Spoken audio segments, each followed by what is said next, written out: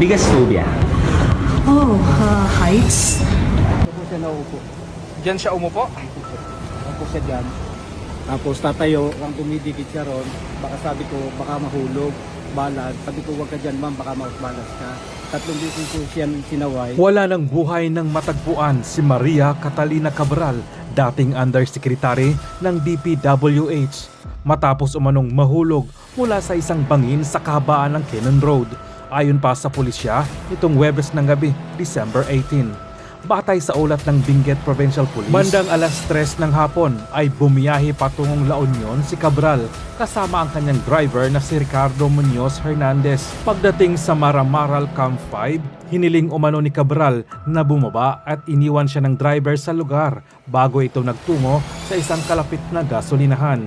Bandang alas 8 ng gabi, natagpuan ng BCPO Station 8 ang biktima na nakahandusay malapit sa Buid River. Tinatayang 20 hanggang 30 metro sa ibaba ng highway ayon sa mga responding otoridad. Wala na siyang malay at hindi na tumutugon ng ma-recover. Subalit, ayon pa sa mga naglabasang video, ay takot umano sa matataas na lugar si Cabral, bagay na pinaghihinalaan ng karamihan na sadyang pinatahimik ito dahil si Cabral ang may pinakamaraming alam sa mga kongresistang sangkot sa anomalya sa flood control. Ba't nyo ho ba naging advokasya itong pagbubunyag ng mga hindi magandang gawain ng mga kasama nyo po sa Kongreso? Halimbawa nga po itong congressman na naging contractors, etc. etc. Kong. Ang issue po ay ang DPWH budget ay ibinibigay sa highest bidder. Yes, Kung ikaw po ay isang representante sa Kongreso, hindi ka bibigyan ng budget kung hindi ka papayag na sila ang pipili ng contractor at sa kanila mapupunta ang profit ng proyektong ito. At ito po ay open secret na nagkakaroon ng bentahan ng budget sa DPWH. Pero ako po ay may nakuhang ebidensya mula sa DPWH na pwede ko pong ibahagi. Ayun. Teka, gusto ko lang, ano bang nag-trigger sa inyo? Bakit sinimulan nyo po itong ganitong mga gawain, Sen? Kasi Kong. tayong lahat man po ay humahanap ng additional budget para sa ating mga distrito. Ayun, okay. Pero ang sinasabi ay palaging kulang. Pero kung willing kang magbayad, meron. Meron. Kaya parang as a member of Congress, parang of course, unhappy tayo dyan. Kaya gusto natin sana, simula ngayon, wala nang bentahan ng budget sa DPWH. Kasi first time congressman kayo, Kong, ano? Hindi nyo ba in-expect? Ito, mga kasama ko, mga matatagal na ito, matatanda na ito. Oh. Dapat ito nagtuturo ng kabutihan. First timer ko, babanggain ko ba ito mga ito? Hindi kaya parang, baka nagkamali ako dito Actually, sir, I think noon naman, hindi kasing lala ang bentahan ng budget sa DPWH. Pero in the last few years lang po talagang lumaki ang budget. Kaya mas lumaki ang pwedeng ibenta sa mga kontraktor. Kaya naipagkamali kasi nila itong mga bumibili. Opo. Ang binibentahan nila, yung hindi nangangailangan ng income sa kanyang sarili. Yun ang nga po. Doon sila nagkamali. Ang akala nila ay basta lang nila Kumot may pagbabatas. inganyo. Opo. Sabi ko nga sa'yo, merong mga... Ako gusto kong makausap yung mga idealistic na mga congressmen. Marami ngayon, ha? Marami ngayon. Opo. Di ko lang lahat sila nakausap. Ang una kong nakausap ay si Kong Lian. Unang-una kasi, nung nangangampanya ako, kaya ko siya nakilala, ay inimbitahan niya ako sa Distrito po niya. Balayan, ano? Opo. At saka yung isa pang munisipyo. Nasugbu at saka sa Balayan. Opo.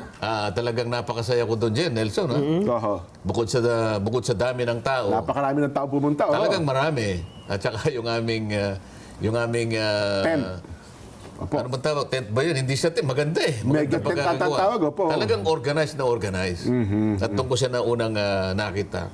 At nagsalita nga siya. Sabi ko sa sarili ko, mananalo itong batang ito. Ha? At gusto kong manalo ito because of his idealism.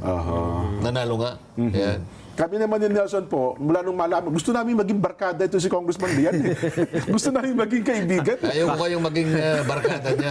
Baka Baka ma-influensyahan po kami. Ma-influensyahan niyo pa eh. Simulan na natin siguro para maganda yung topic na pagdidiscuss. Ano po ba yung na-discover nyo, Kong? Yes, sir. So like I said a while ago, the fact na binebenta ang budget sa DPWH ay parang open secret sa Congress. Pero mahirap patunayan kung walang documentary evidence. Opo. Pero nung Setyembre, nakakuha ako ng mga files galing kay former DPWH Undersecretary Catalina Cabral na dated August 30, 2024 tungkol sa 2025 budget. Sa files na to, may listahan ng over 20 billion pesos of projects na nagsama-sama sa listahan na pag i-check mo 1 year later, lahat na award sa mga kumpanyang konektado kay Congressman Edwin Garjola. Ibig sabihin, advance na nakalagay. Either magaling manghula ang DPWH kung sino ang mananalo sa bidding o ito po ay patunay na luto ang bidding at hindi pa naaprubahan ng Kongreso ang budget, may listahan sa loob ng DPWH na kung sino ang mananalo. Grabe. Oo. Sa kabatiran ng ating mga viewers, baka hindi nila naintindihan. Ano ba yung, sabihin, ano yung bentahan? Ano yung binebenta? At Paano? sino ang bumibili? Paki-explain nyo nga po, Kong. Basically, para ikaw ang maging contractor, Okay. normally, may kickback pag manalo ka na. Pero dahil mas advanced na ngayon, hindi pa approve yung budget, nag-a-advance na ang mga contractor. Para may assurance. Pero ang akala ng iba, pag-approve ng Kongreso ang advance. Pero ang lumabas nga din sa mga hearings tungkol sa DPWH ay paglabas pa lang ng NEP, meron na. Pero ang nakita ko sa listahang ito, hindi lang retail, wholesale ang bentahan. Kasi sa isang buyer, nagkaroon ng 22 billion pesos sa 2025 budget. Sino po ang namumuhunan? Kasi risky yan eh. Anong assurance ko na makukuha ko kung nagbigay nga ako ng pera? Yung mga may malalim lang na relasyon sa DPWH. Kaya si Congressman Garjola ang ating example dahil sabi niya, si Secretary Manny Bonoan ay kanyang ninong.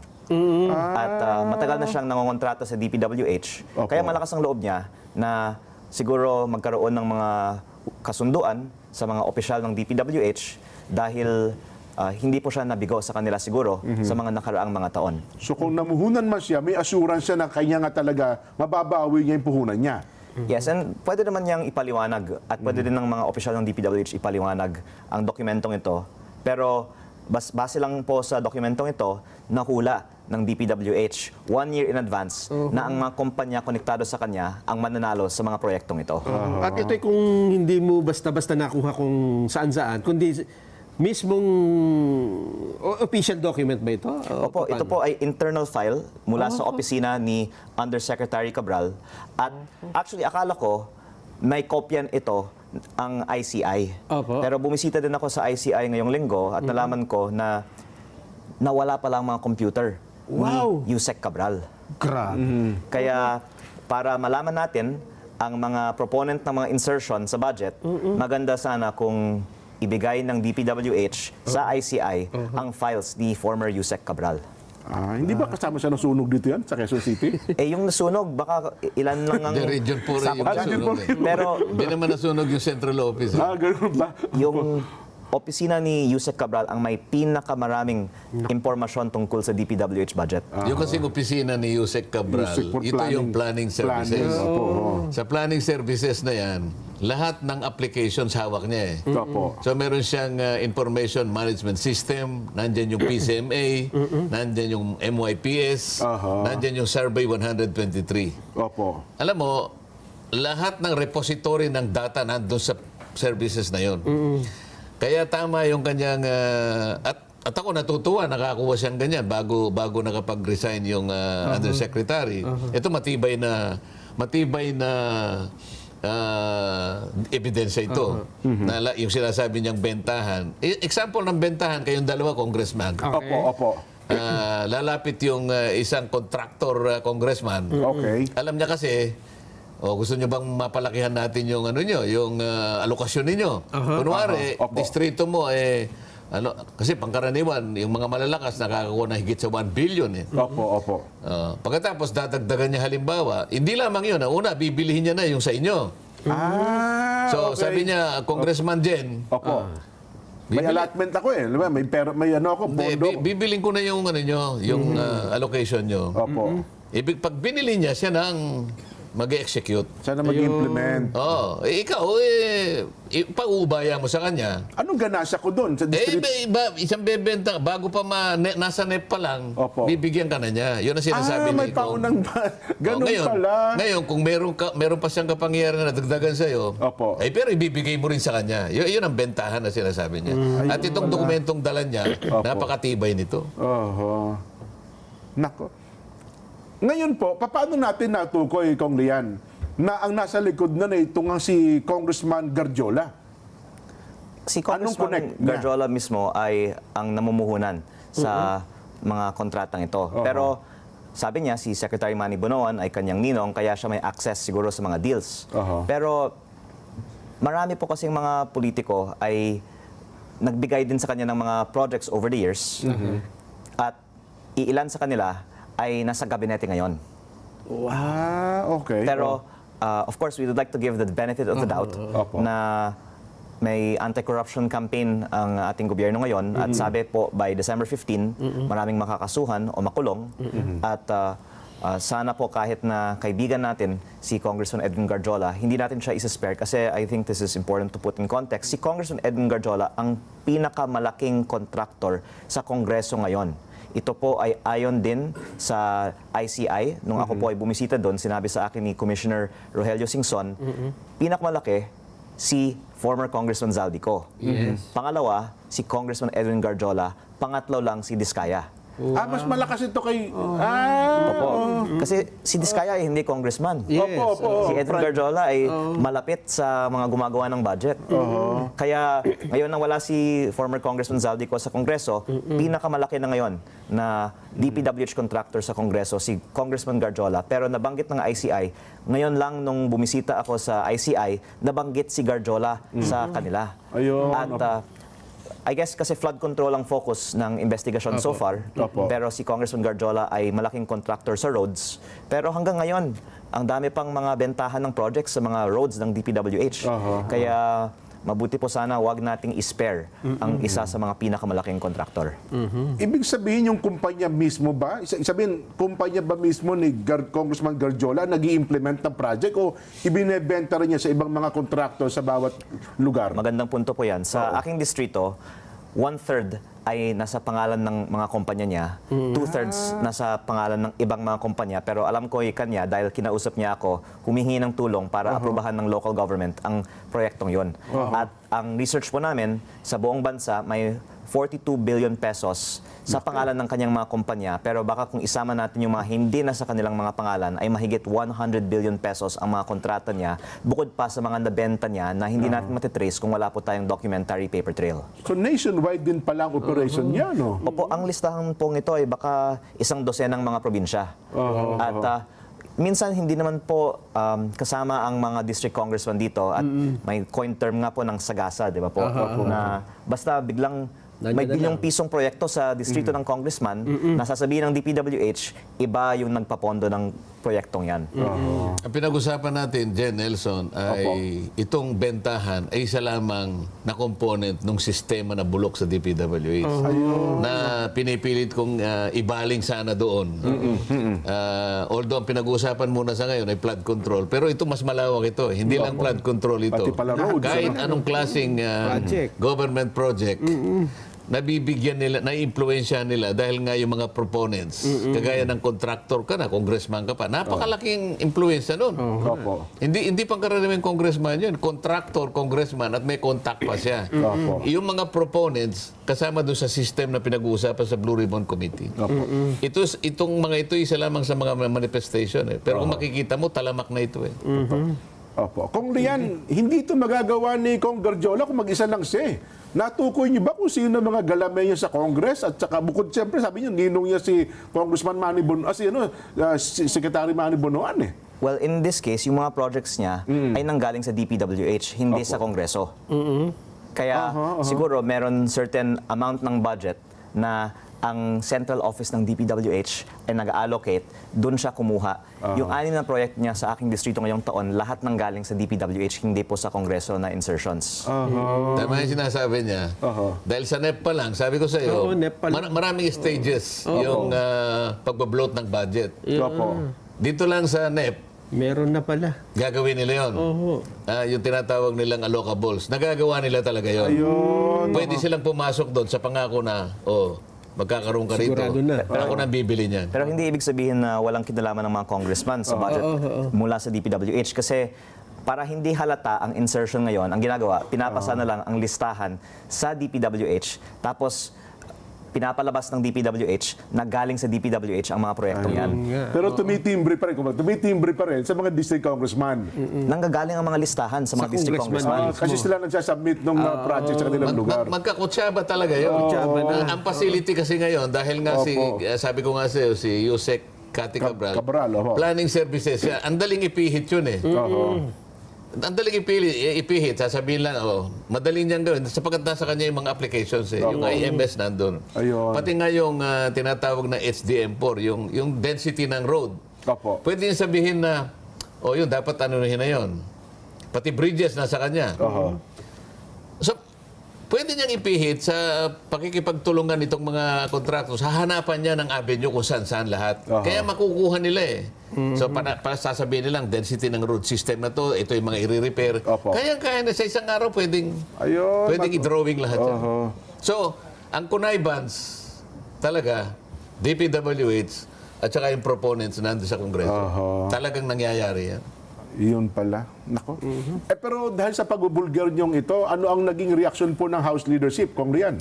Actually, maraming mga miyembro ng Kongreso ay galit din kay Congressman Garjola kasi parang sobra naman ang ginagawa niya. Kahit na maraming ibang mga congressman gumagawa ng pareho sa ginagawa niya dahil napakaraming mga kontrata ang nakuha niya sa DPWH at napaka-extravagant ng kanyang lifestyle.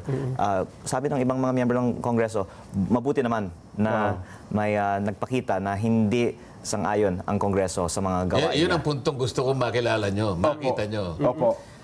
Si Congressman Garjola, kasama niya sa Congress. Opo, Sen. Pero hindi siya natakot, hindi siya nangimi na ihayag yung hindi magandang ginagawa. Katulad ko, nakita nyo, kapareho kong Deputy Speaker. Ito kasaysayan na to. Ako lamang ang Deputy Speaker na pinausisa ko ang kapwa ko Deputy Speaker. Siya rin ang Congressman.